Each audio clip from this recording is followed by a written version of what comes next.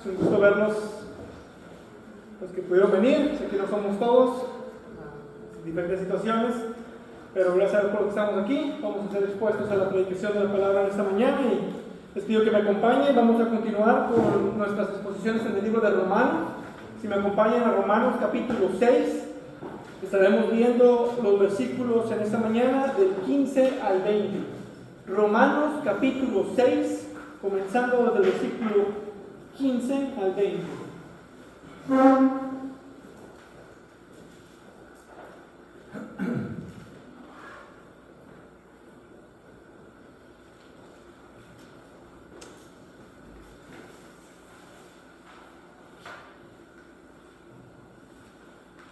Dice Romanos capítulo 6, versículo 15. Entonces, ¿qué? ¿Pecaremos porque no estamos bajo la ley, sino bajo la gracia? De ningún modo. ¿No saben ustedes que cuando se presentan como esclavos a alguien para obedecerle, son esclavos de aquel a quien obedecen, ya sea del pecado para muerte o de la obediencia para justicia? Pero gracias a Dios que, aunque ustedes eran esclavos del pecado, se hicieron obedientes de corazón a aquella forma de doctrina a la cual fueron entregados. Y habiendo sido libertados del pecado, ustedes se han hecho siervos de la justicia. Hablo en términos humanos, por causa de la debilidad de su carne. Porque de la manera que ustedes presentaron sus miembros como esclavos a la impureza y a la iniquidad para iniquidad, así ahora presenten sus miembros como esclavos a la justicia para santificación. Porque cuando ustedes eran esclavos del pecado, eran libres en cuanto a la justicia. Vamos a ver.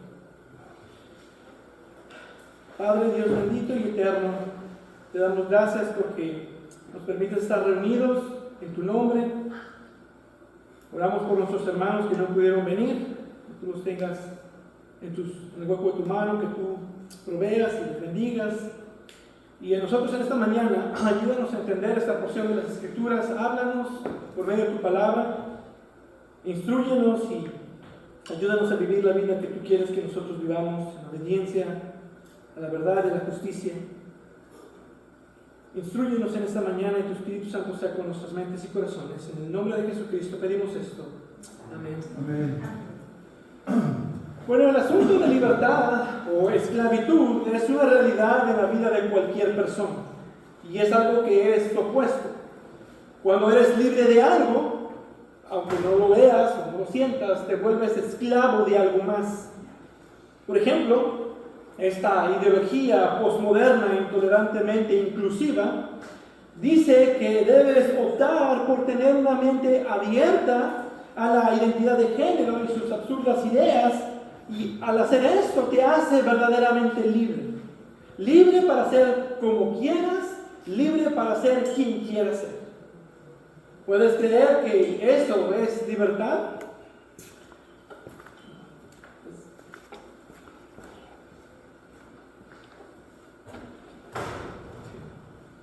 Y puedes creer que a lo mejor eso sea libertad, mientras sin saberlo estás siendo esclavizado a otra cosa. Estás siendo esclavo de una agenda que realmente no estás viendo por tus propios intereses. Y el asunto es que cuando tienes o sientes la libertad de algo, automáticamente te esclavizas a otra. Es decir, que de una u otra manera tú tienes que servir a alguien. Y esa es la realidad también en la vida cristiana. Y eso es lo que Pablo quiere explicarnos en este pasaje. Que todo ser humano puede estar bajo uno de dos dominios. O eres esclavo del pecado, o eres esclavo de la justicia para la obediencia a Cristo. Ser esclavo del pecado lleva a más pecado y en última instancia a la destrucción eterna en el fuego del infierno. O eres esclavo de Cristo para justicia y vivir en obediencia de corazón que te lleva a la santificación y en última instancia a la vida eterna. ¿Somos esclavos del pecado o esclavos de justicia? Tú perteneces a un dominio, eres esclavo de algún amo. Y solo ser esclavo de Jesucristo es el camino a la verdadera libertad. Y resumiendo lo que hemos visto hasta este punto en Romanos, Pablo en los primeros 3 capítulos nos ha introducido el mensaje del Evangelio por medio de exponer la realidad de la condición depravada de la humanidad, estando todos como pecadores, bajo la misma condenación, sin ninguna esperanza, sin ninguna posibilidad de escape. La justicia de Dios ha sido revelada. Por cuanto todos pecaron y no alcanzan la gloria de Dios, todos son justificados gratuitamente por su gracia, por medio de la redención que es en Cristo Jesús, a quien Dios exhibió públicamente como propiciación por su sangre a través de la fe, como demostración de su justicia, porque en su tolerancia Dios pasó por alto los pecados cometidos anteriormente para demostrar en este tiempo su justicia, a fin de que Él sea justo y el que justifica al que tiene fe en Jesús.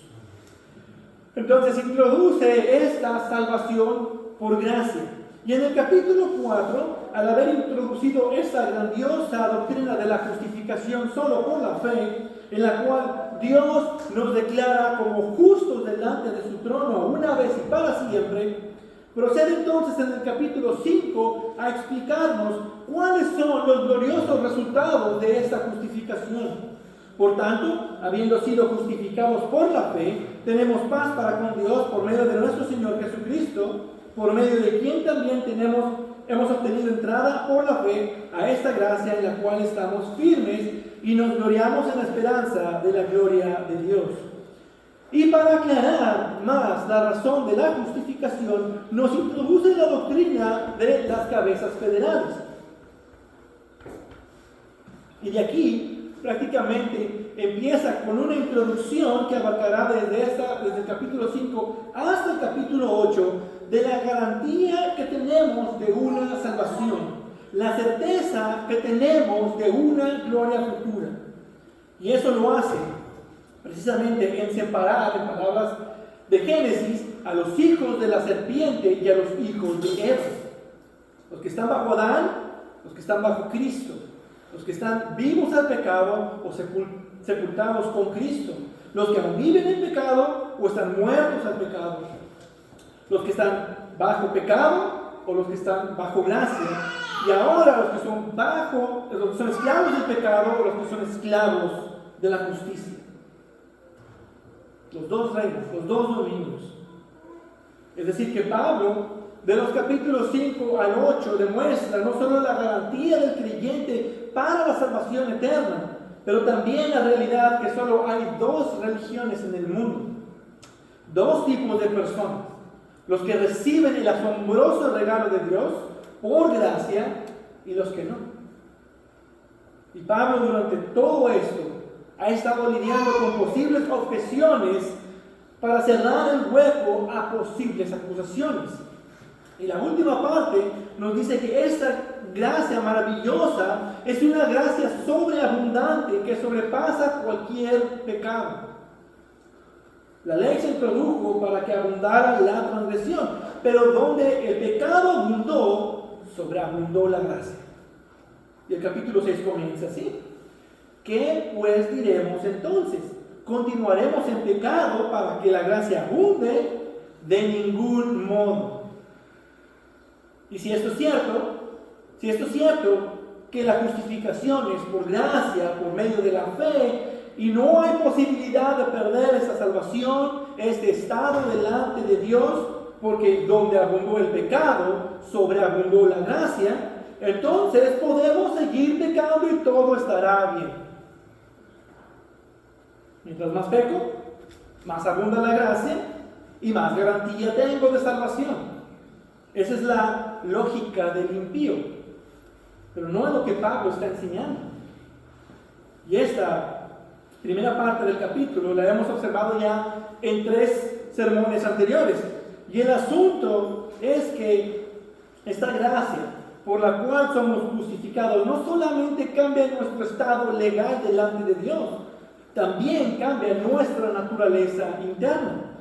Y nos dice que al ser unidos a Cristo, por representación federal, cuando Cristo murió, nuestro viejo hombre murió con Él en la cruz. Y cuando Él resucitó de entre los muertos, nosotros también fuimos resucitados con Él a novedad de vida. Y eso sucede al momento de ejercitar la fe, que a su vez es posible mediante la regeneración que es obra del Espíritu Santo. Y esto es el simbolismo que vemos en el bautismo de creyentes, una representación pública de lo que ha sucedido internamente. Y hoy estaremos viendo la segunda sección, o estaremos comenzando a ver la segunda sección de este capítulo bajo 3 puntos. En primer lugar, el estilo de vida de los que están bajo la gracia se evidencia por su obediencia. En segundo, por la gracia de Dios, aun siendo pecadores, somos entregados a una nueva forma de pensamiento y a un nuevo amo. Y en tercer lugar, como esclavos de justicia debemos presentarnos a obediencia para santificación. Dice el versículo 15, ¿entonces qué? ¿Pecaremos porque no estamos bajo la ley, sino bajo la gracia? De ningún modo. Y Pablo aquí comienza a lidiar con otra objeción. Y pudiera ser considerada la misma objeción con un distinto ángulo. Sin embargo, la base del argumento es distinto y parece ser aquí hay una nueva objeción. La primera dice que donde abundó el pecado, sobreabundó la gracia. Y lo que dicen es que voy a pecar para que abunde la gracia. La segunda dice, ya no estamos bajo la ley, estamos bajo gracia. Y lo que dicen es que voy a pecar porque no hay nada que me restrinja. Uno pone de excusa la abundante y maravillosa gracia de Dios para libertad de pecado, y la otra pone la excusa de que ya no estamos bajo el dominio del pecado y que no tenemos ninguna ley para libertad de pecado. Es decir, como dice el dicho, le buscan 3 pies al gato para poder tener cualquier excusa para poder vivir en continuo pecado.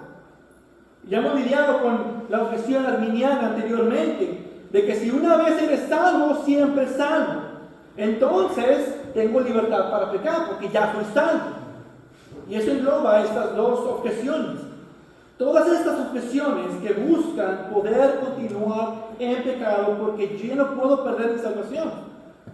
Están buscándole huecos legales para poder vivir bajo la continua práctica del pecado.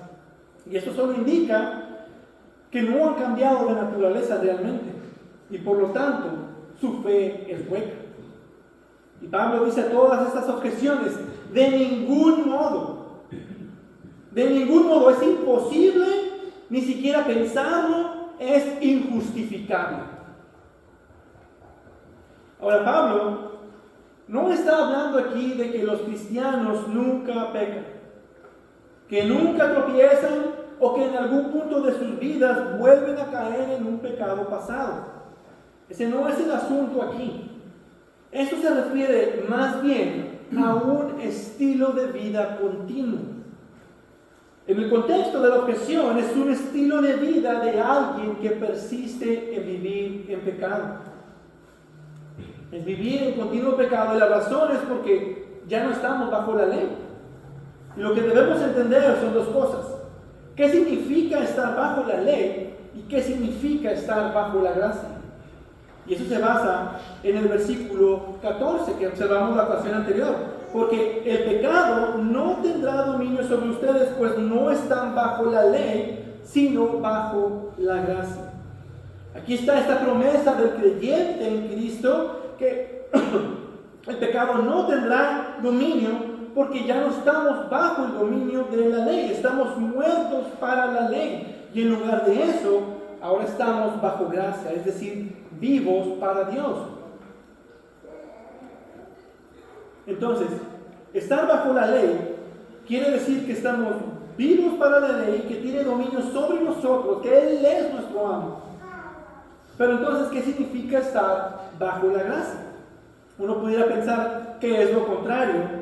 Como ya no estamos bajo la ley, ahora podemos vivir como si ya no existiera una ley. Y no es así. Estar bajo la gracia no quiere decir que no hay ley para el cristiano. Tampoco quiere decir que la obediencia a Cristo es algo opcional. O que la ley moral ya no aplica a nuestra manera de vivir. Lo que significa estar bajo gracia es que nosotros como creyentes ya no estamos bajo una posición en la cual tenemos que justificarnos a nosotros mismos.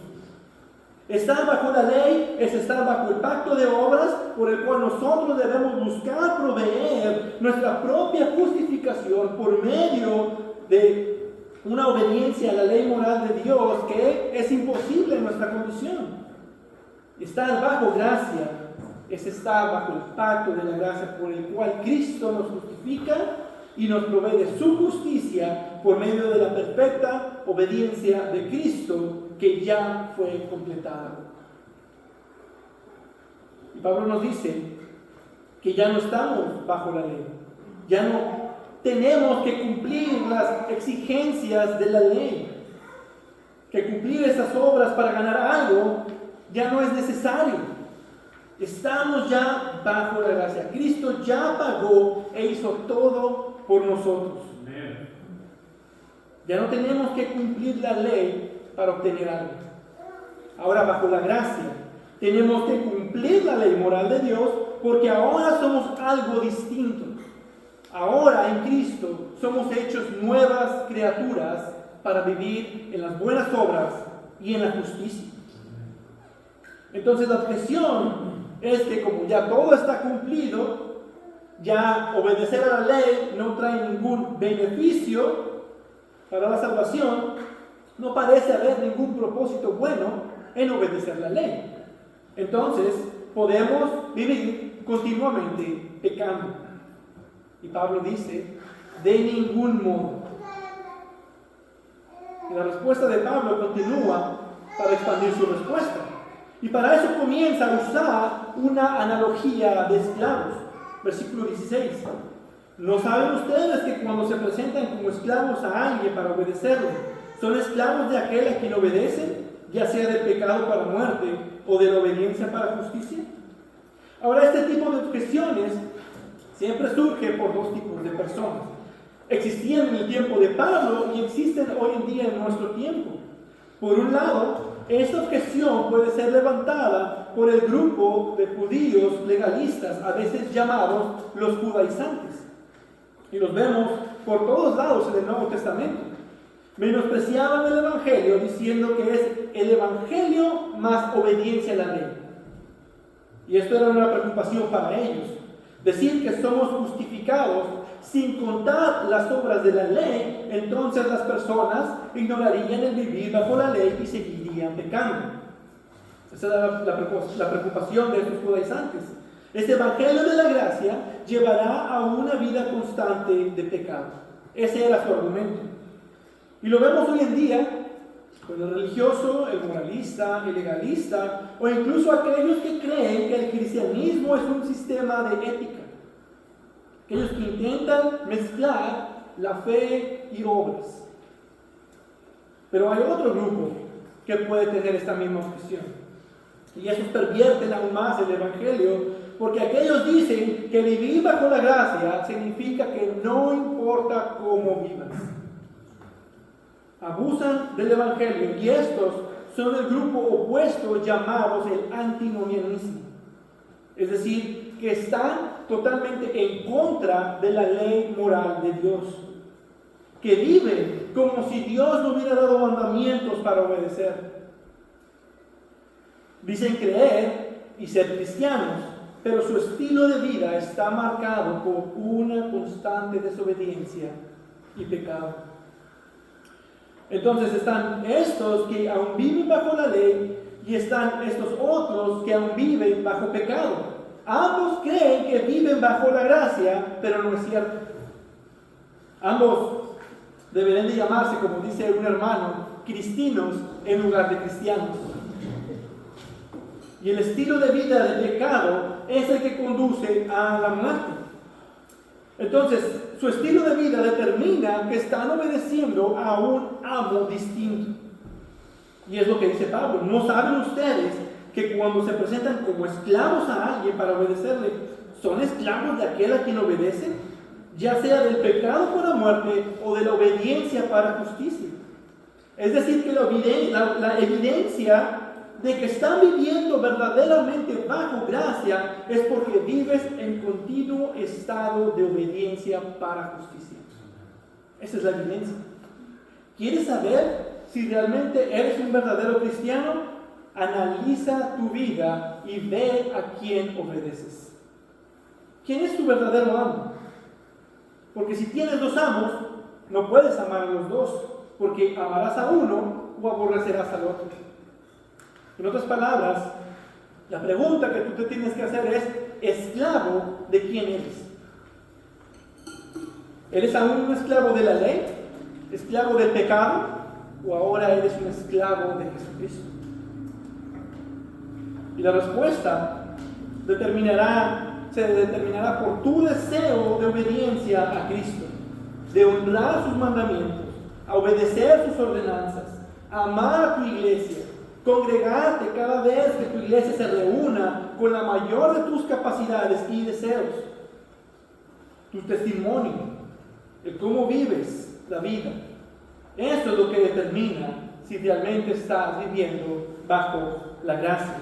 El estilo de vida de los que están bajo la gracia se evidencia por su obediencia a su amo Jesucristo. Y dice también Pablo, versículo 17: pero gracias a Dios, que aunque ustedes eran esclavos del pecado, se hicieron obedientes de corazón a aquella forma de doctrina a la cual fueron entregados. Algo que tenemos que entender, lo que está diciendo Pablo aquí, es que hay dos amos. Un amo lo vemos como pecado, impureza, iniquidad. El otro amo tenemos a Dios, la obediencia y la justicia. Y estos dos amos demandan dos tipos de servicios a los cuales tú debes de ser obediente. Si te controla el pecado, ¿qué haces? Vivirás y andarás en los caminos de pecado, de impureza, de iniquidad. Si te controla la justicia, ¿qué haces? Vivirás y andarás en los caminos de Dios, en obediencia para santificación y justicia. Entonces tienes dos amos, dos estilos de vida, mutuamente excluyentes. No puedes a veces ser esclavo del pecado como te conviene y luego venir a ser esclavo de la justicia. ¿Recuerdas? O perteneces a Adán o perteneces a Cristo. Ahora nuevamente, eso no quiere decir que no pueda haber pecado en tu vida.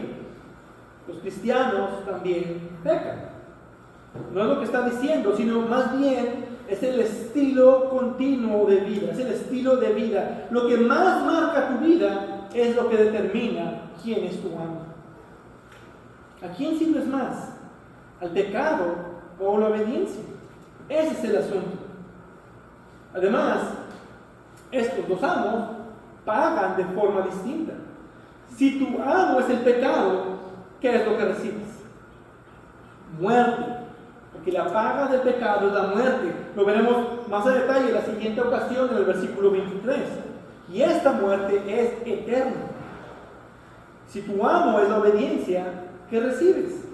El regalo gratuito de vida eterna en Cristo Jesús. Y entendiendo esta analogía que tenemos en este pasaje, entonces podemos entender lo que Pablo dice. Pero gracias a Dios que aunque ustedes eran esclavos del pecado, el pecado era su amo, les esperaba muerte eterna, solo podían vivir bajo sus propios deseos pecaminosos, bajo impureza. Pero ustedes ahora en Cristo Jesús, por la justificación, solo por la fe, se hicieron obedientes de corazón a aquella forma de doctrina a la cual fueron entregados. Ahora, dos cosas aquí. Primeramente, ¿a qué forma de doctrina hemos sido entregados? Y bueno, en palabras sencillas, el Evangelio. La conversión comienza por recibir ese conjunto de verdades del mensaje específico del Evangelio y lo que ese Evangelio conlleva y la ley que ese Evangelio conlleva. Porque aún estamos bajo la ley moral de Dios a la cual todo ser humano tiene que dar cuentas. En segundo, ¿a qué se refiere ser hechos obedientes de corazón? Esta forma de doctrina se debe de obedecer no por los actos, sino del corazón. Porque del corazón provienen las malas cosas, pero también las buenas. Si tú amas el pecado, de tu corazón brotará maldad, pero si tú amas la justicia, de tu corazón brotará amor y justicia. Este evangelio, este nuevo estilo de vida y pensamiento deben ser obedecidos desde el corazón. Entonces, por la gracia de Dios, somos entregados a este nuevo estilo de vida de obediencia. La pregunta es, ¿obediencia a qué? A los mandamientos del Nuevo Testamento que se conforman al carácter moral de Dios. Ahora, dejen hacer una distinción que muchos a veces no entienden o que no pueden ver con claridad. Anteriormente observamos las diferencias entre lo que es la ley moral mosaica y la ley moral de Dios. Y esto es importante. Como cristianos que ahora estamos bajo la gracia, ya no estamos bajo ninguna ley mosaica, incluida la ley moral mosaica. Como cristianos, ahora que estamos bajo gracia, estamos bajo la ley moral de Dios. Como cristianos ahora estamos bajo la ley moral de Dios. Recordemos que en vigencia la ley mosaica ya venció, pero la ley moral de Dios es eterna. Y eso es importante porque explica bíblicamente pasajes como el de Mateo 5. Antes el asunto tenía que ver con matar. Ahora en Cristo el asunto es odiar. Porque cualquiera que guarda toda la ley, pero falla en un punto, se ha hecho culpable de todo. Santiago 2:10. Santiago está hablando aquí de la ley mosaica completa. No hay distinción entre si era la moral o no. De hecho, en el siguiente versículo habla acerca de los 10 mandamientos. Es decir, o se aplica en su totalidad o no se aplica nada de la ley mosaica.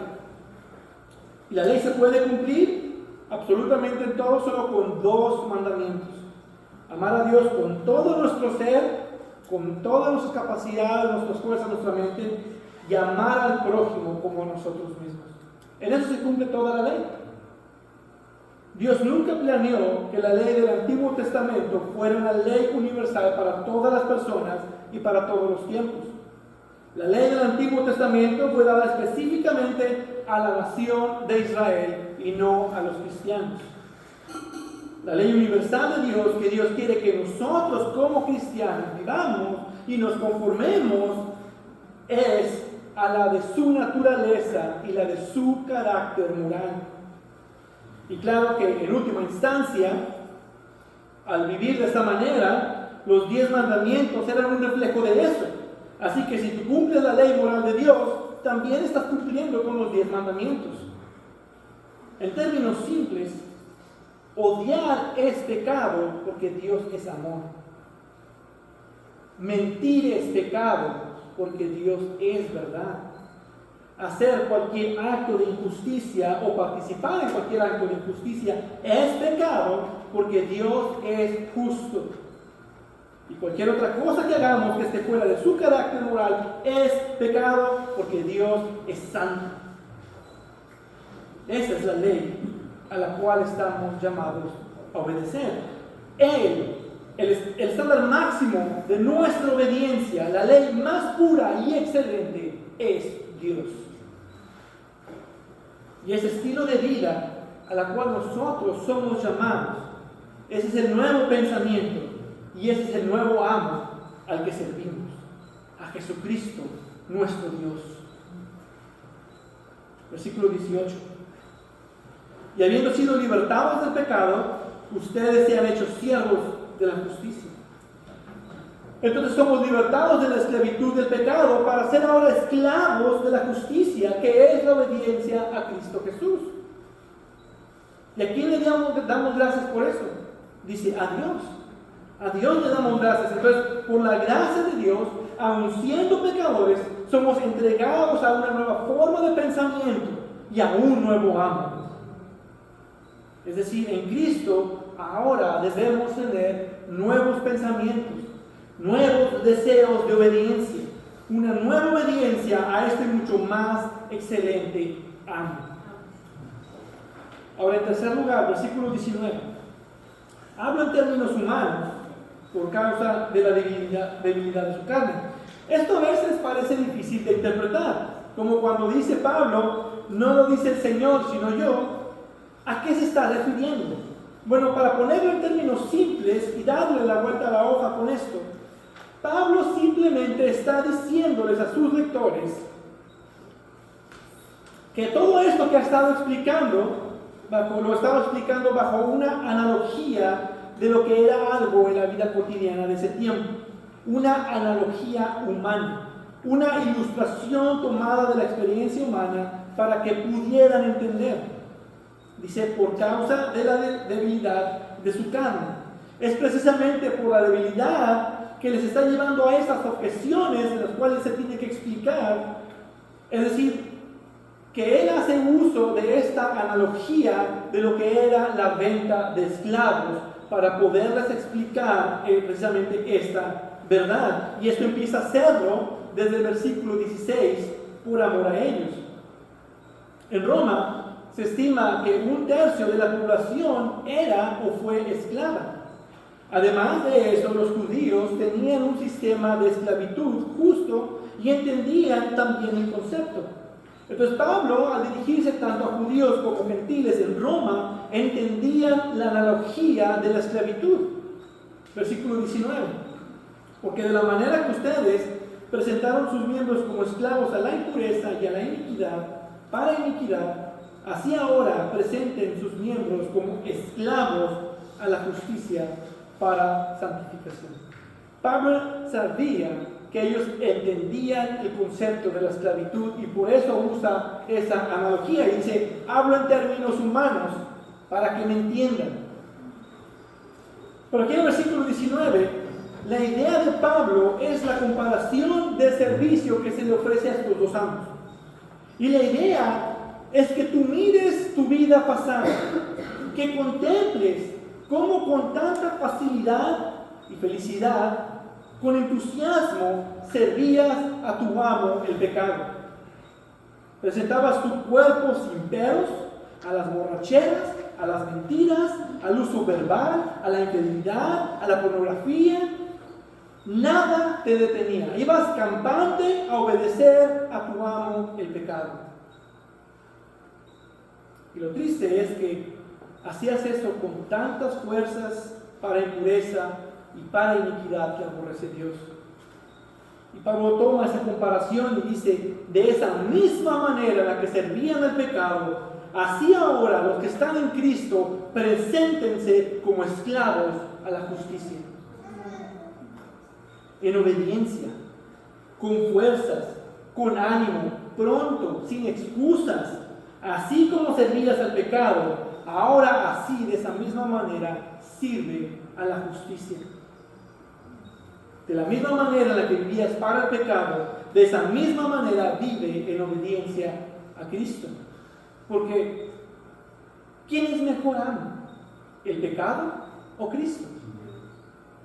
La pregunta es, ¿por qué obedecíamos mejor al pecado de lo que obedecemos hoy a Cristo? Y bueno, eso lo veremos más a detalle en el capítulo 7, esa batalla interna que tenemos todos los cristianos. Pero el asunto de Pablo es que si Cristo es un mejor maestro, es un mejor amo, ¿no deberíamos obedecerle mucho mejor de lo que obedecíamos a nuestro amo en pecado? Presenta tus pensamientos, tu cuerpo, tus dones, tus fuerzas, tu tiempo, tu dinero, tu vida entera en obediencia a Cristo. Y vive para la justicia, dando las buenas obras a las cuales hemos sido llamados para andar, atendiendo el llamado de Cristo a tu vida, de congregarte, de servir a la iglesia, de ser luz en el mundo. Y entre más vivas en obediencia, más crecerás en santidad. Es el propósito final al cual hemos sido llamados, a una santidad perfecta que el Señor completará cuando vayamos a Él. Seremos completos, transformados. Y esto quiere decir que nuestro pecado debe de verse cada vez menos cada vez debemos de verlo con más asco, con más repugnancia en nuestras vidas. El pecado debe de ser cada vez menos apetitoso. Quiero usar un ejemplo, una alegoría un poco asquerosa. Hay una caricatura donde la mamá cocina muy mal y sirve un caldo morado con burbujas y de repente sale la cara de un pescado con los ojos con cruz. Y obviamente pues la comida no es buena, el papá y la hija no les gusta, pero el hermano menor vivió con la hermana, con esta mamá, vivió toda su infancia y siempre comía esa mala comida, estaba acostumbrado a esa mala comida. Y la imagen me da risa porque está con el plato ese medio raro, morado, que parece veneno, y se lo, ay hermana, muchas gracias, y lo disfruta, y lo come, lo vomita, y ay, lo come, lo vomita, y está comiendo, se acaba el plato y está vomite y vomite. Y esa imagen es chistosa, pero a la vez ridícula. Así es como se ve el pecado en la vida de un cristiano. Y así de ridículo se ve a un cristiano disfrutando su pecado. ¿Vas a pensar que disfrutas el pecado? ¿Estás contento con él y lo tomas? Pero después lo vomitas. Y puede ser que lo pruebes muchas veces, incluso te caes hasta un plato completo. Pero llegará el punto que te dé más y más asco tu pecado, que evitarás nuevamente disfrutarlo. Así es como se va viendo la santificación. Más repudio al pecado y más amor a la justicia. Versículo 20. Porque cuando ustedes eran esclavos del pecado, eran libres a cuanto a la justicia. Muchos creen que la libertad es ser como yo quiero ser, andar donde yo quiero estar, y sin tener que darle cuentas a nadie, ni ser responsable de mis actos. Eso es libertad. Creen que esa es la verdadera forma de vivir, o es la verdadera libertad en la cual puede vivir, pero no es más que una ilusión. Ese tipo de libertad no existe. Tú tienes que servir a alguien, te guste o no. Y lo siento informarte, pero tú tienes un amo. Seas cristiano o no, tú eres esclavo de alguien. Y verás, la única opción, la opción que tienes, no tiene que ver con mantener tu falsa libertad o someterte a Dios.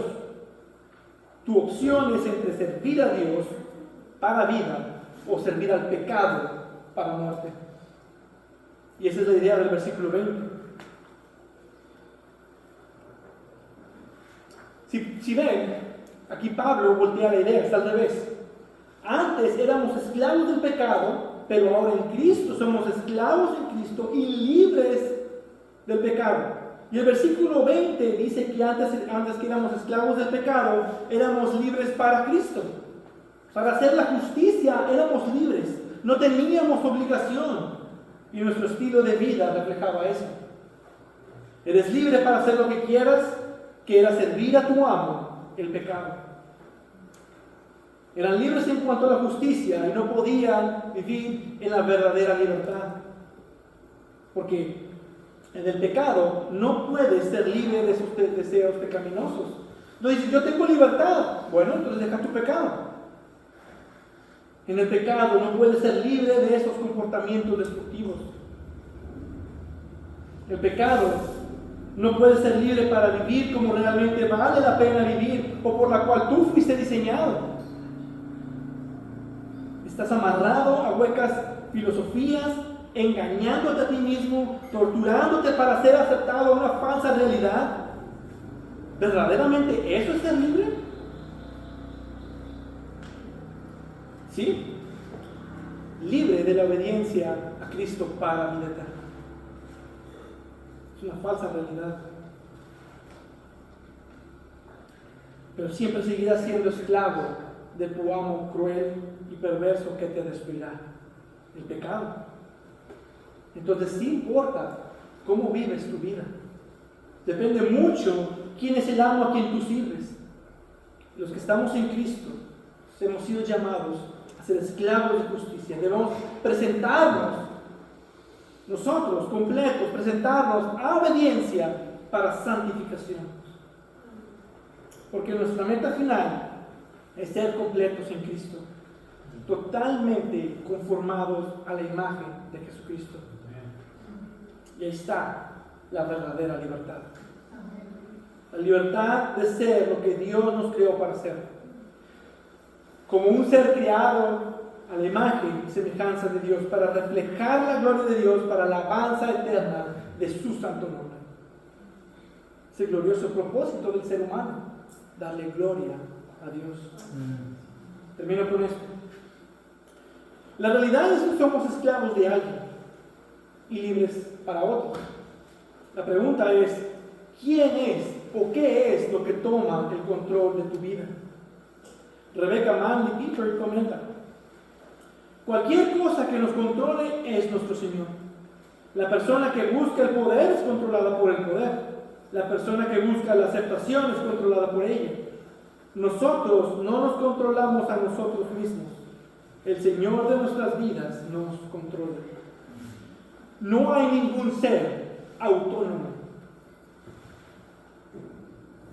Todos, o eres esclavo de algo, o eres esclavo de algo. Tienes que ser esclavo.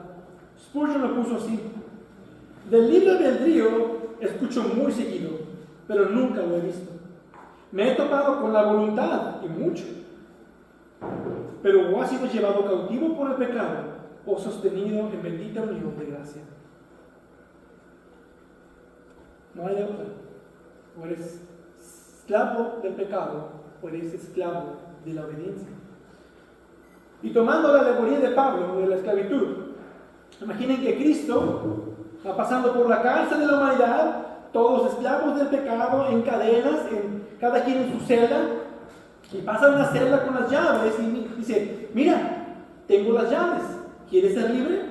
Y ellos con repudio, lo que nos enseña la Escritura es que con repudio dirán: no, vete. Luego pasa otra celda y otra celda, y solo escucha rechazo. No quiero oír de tus alabanzas, no quiero oír la predicación de tu palabra, no quiero nada que ver contigo, no te necesito, sin ti yo ya soy libre, déjame en paz. Eso es lo que los esclavos le dicen a Cristo, el gran libertador. No pueden ver la condición en la que están. Y eso es en sí el arminianismo. Si alguien dice, alguien en alguna celda va a querer, pero si dependiera del libre albedrío, por sentido teológico, ningún ser humano pudiera ser salvo. La pregunta es, ¿por qué unos sí van a querer y otros no van a querer cuando todos están bajo la misma condición, bajo el mismo amo, bajo las mismas cadenas y el mismo estado natural de enemistad contra Dios? Simplemente no pueden responder. Tiene que pasar algo dentro de ellos, y ellos le llaman a esta obra que debe pasar la gracia preveniente. La gracia preveniente, dicen ellos, es una gracia previa que opera en el corazón del hombre para que pueda creer. Hermanos, esa es la regeneración. El asunto es que viene esta gracia, le cambia el corazón, y entonces Jesús le pregunta: ¿te libero? Y entonces uno en su libre albedrío puede decir: no gracias, estoy cómodo con las cadenas, ya me di cuenta que estoy en un lugar muy feo, estoy bajo cadenas, soy un esclavo, entiendo que mi amo actual es muy cruel y que tú eres un mejor amo, lo veo, pero no gracias. Y eso dicen, la gracia se puede resistir. Yo digo: espera, pero la gracia preeminente ya operó. ¿Cuándo la resistió? Es una incoherencia. Y no se dan cuenta de que esto no es bíblico. En ningún lugar de la Escritura dice que cuando Dios llama a alguien le puede decir que no. Como dicen algunos, Dios no es ningún caballero, Él es Dios soberano. La regeneración es la obra de Dios y Él es el que cambia el corazón, y el hombre no puede deshacer tal obra. Dios cambió tu corazón, con el cual ahora tú puedes ver la condición de esclavo, en la cual tú puedes ver cómo es tu amo actual, qué cruel es, lo cruel que puede es, el destino, cómo te va a pagar con muerte. Y puedes ver la realidad del horror al que te encuentras y el destino al cual te estás dirigiendo. Y entonces llega Jesús y dice, te libero. Y no hay forma de que este nuevo corazón al cual fue llevado obediente, a la cual somos entregados, pueda decir que no. Dirá que sí con la mayor de sus fuerzas y confiará en el Salvador y se entregará de completo a Él. Y entonces las cadenas desaparecen, las rejas de las cárceles se caen, el peso del pecado se va volando. Y Jesús te dice ahora, ve y no peques más. Ya no vivas bajo ese estilo de vida que tenías antes como esclavo. Ahora ve y vive el nuevo estilo de vida al cual tú eres llamado. Y el vivir para Cristo, hazlo con mucha mayor intensidad que cuando obedecías a tu antiguo amo del pecado, porque Cristo es mucho mejor. Amén. No es suficiente Cristo como para rendirnos en completa obediencia a Él. Ahora que hemos sido libertados del pecado por su poder y su sangre, ¿no es Él suficiente? ¿No es Él lo más maravilloso como para que rindas toda tu vida en obediencia? Ríndete a Cristo como un esclavo se rinde. Ríndete a Cristo como un esclavo de la justicia y vive en constante obediencia para tu santificación. Vamos a orar. Padre, Dios bendito, como creyentes hemos sido llamados a un nuevo estilo de vida, pero también aún hay pecado remanente, aún el pecado quiere tomar poder sobre nosotros y no somos perfectos, caemos en pecado, tropezamos, vivimos de la manera en la que no te agrada que vivamos. Pero yo te pido que sigas obrando en nosotros ese amor por Cristo, esa obediencia a ser conformados más y más a tu naturaleza, a tu carácter, a hablar más verdad, a amar más, a ser más justos. Ayúdanos a amarte a ti por sobre todas las cosas y amar a nuestro prójimo y vivir de la manera consecuente a esa obediencia, en justicia, por medio de tu palabra, para que también por medio de ella podamos vivir aún más en santidad y un día ser perfectos y completos en Cristo, porque sabemos que tú has comenzado la buena obra y tú la vas a terminar. Ayúdanos a vivir de tal manera aquí que vivamos en continua obediencia a la cual hemos sido llamados. Y te damos gracias porque has puesto ese sentir en nosotros, porque tú nos has llamado a esta nueva vida. Gracias, Señor. Amén. Amén.